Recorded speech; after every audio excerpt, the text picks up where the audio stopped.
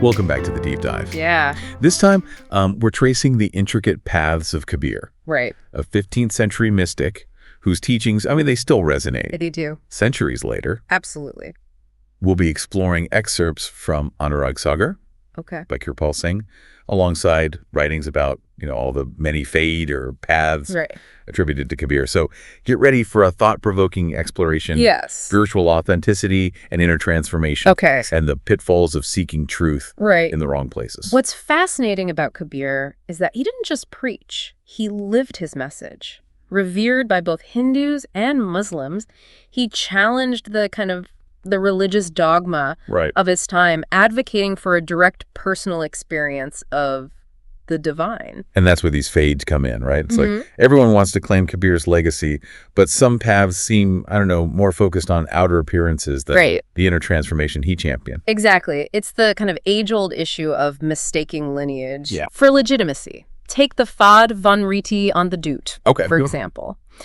This path highlights how, just being related to a spiritual figure doesn't automatically make someone a master. It's like assuming a chef's child Right. will inherit their culinary genius Exactly. just by being born into the family. Precisely.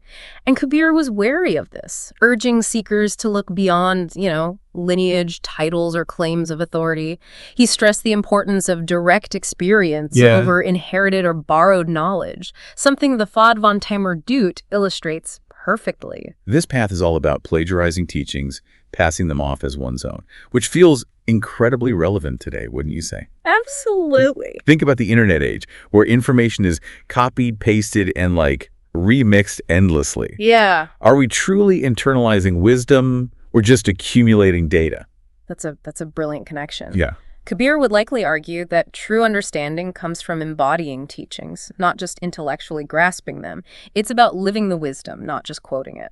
Which brings us to a path that seems to mistake outer flash for inner substance. The Pfade van Andra Ashet Doet. Right. Imagine, captivating rituals, eloquent language, Yeah. but ultimately a lack of genuine depth. Think of those charismatic preachers who captivated audiences with fiery sermons, Yeah. but led lives, contradictory to their message.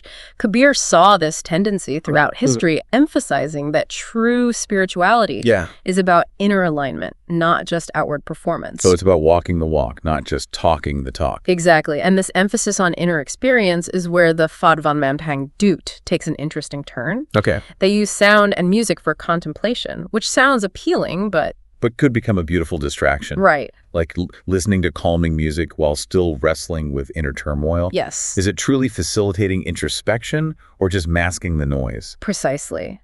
Kabir might argue that while sound can be a tool, it's the inner work, the confrontation with our own being, that leads to true transformation. And it seems he had a similar critique of excessive reliance on rituals or images, as seen in the Pfade van Gyan Bangi Doet. Right. While they focus on devotion to God, Kabir cautions against idol worship. He believed that focusing solely on external representations Right. could distract from a direct personal connection Right. with the divine. So it's about what those rituals point to, Yeah. not the rituals themselves. Exactly. It's about moving beyond the symbolic Yeah. to experience the essence directly. Now, the Pfade van Doet takes a different approach, Okay. blending elements from various traditions. While seemingly open-minded, it risks diluting the essence of the practices. So it's like trying to combine ingredients Yes. from different cuisines without understanding the flavors or techniques involved. Right. You might end up with a confusing muddled dish instead of a harmonious blend. That's a fantastic analogy. Kabir was wary of blindly mixing practices without deep understanding, emphasizing that true spiritual exploration requires discernment and depth.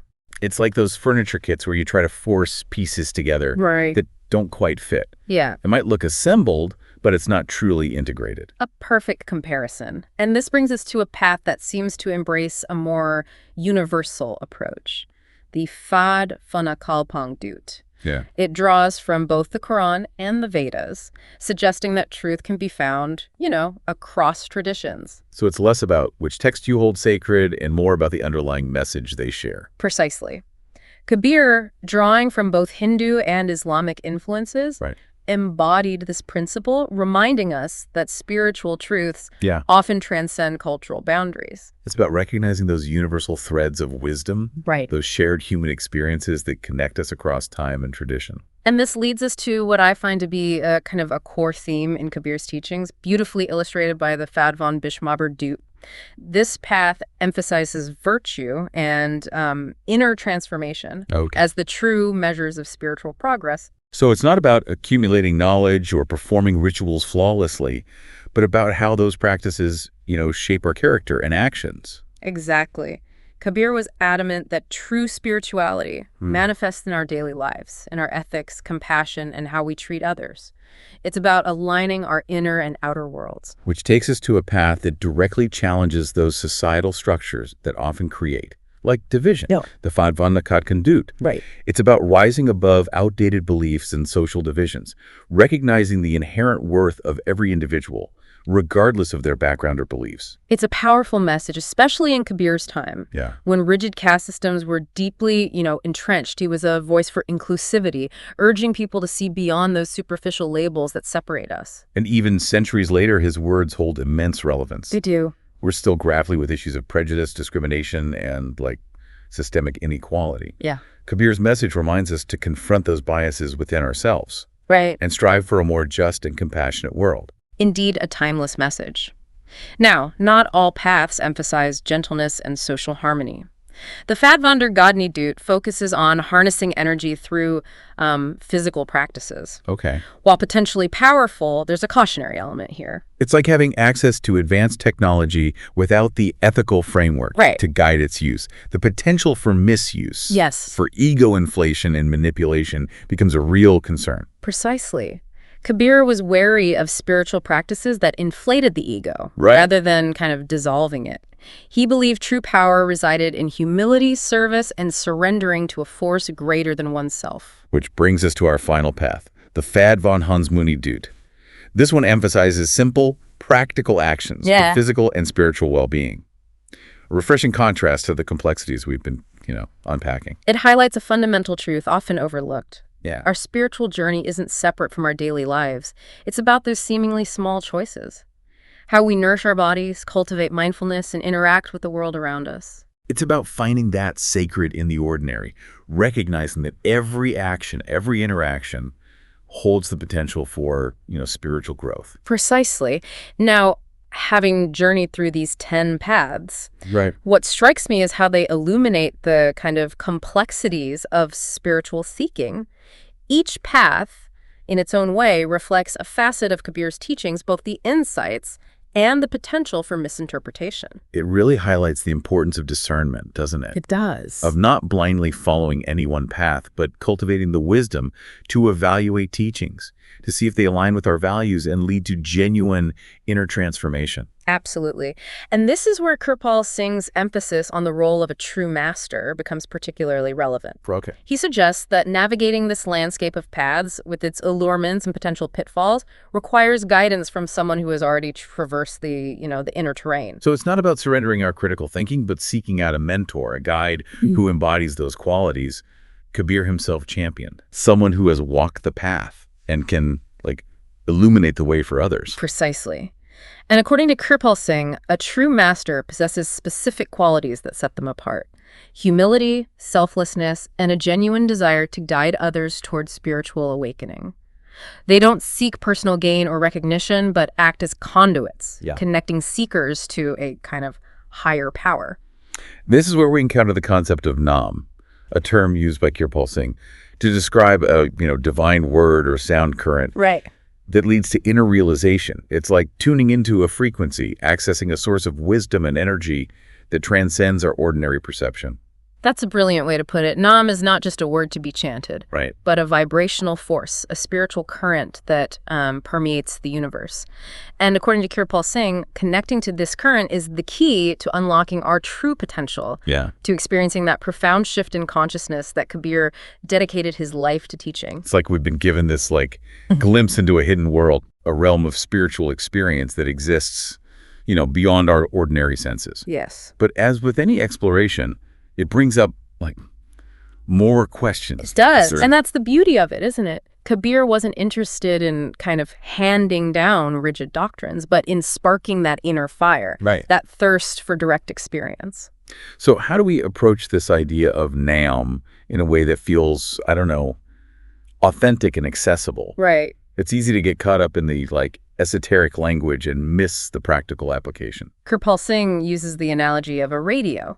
Okay. Just as a radio needs to be tuned to the right frequency to pick up a specific station, we need to refine our inner instrument, our consciousness, to access this kind of subtler vibration of name. So it's not about passive listening, but active attunement. Precisely. It's about cultivating inner stillness, quieting the mental chatter that often drowns out those subtler frequencies. Right. And that's where practices like meditation, contemplation, and ethical living come into play. It's about creating the inner conditions that allow us to perceive and connect with this deeper reality. Right. But it sounds like finding a genuine master, someone who can guide us in this process is crucial.